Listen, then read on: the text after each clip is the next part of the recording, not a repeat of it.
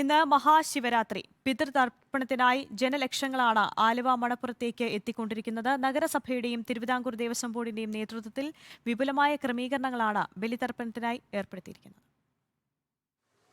രാത്രിയാണ് മഹാശിവരാത്രി ആഘോഷമെങ്കിലും പുലർച്ചെ മുതൽ ജനങ്ങൾ ആലുവ മണപ്പുറത്തേക്ക് ഒഴുകിയെത്തി തുടങ്ങും. കുംഭമാസത്തിലെ അമാവാസിയായ ഞായറാഴ്ച വരെ ബലിതർപ്പണത്തിനുള്ള തിരക്ക് തുടരും. ചടങ്ങുകൾക്ക് മേൽശാന്തി മുല്ലപ്പള്ളി ശങ്കരൻ നമ്പൂതിരി മുഖ്യ കാർമ്മികത്വം വഹിക്കും.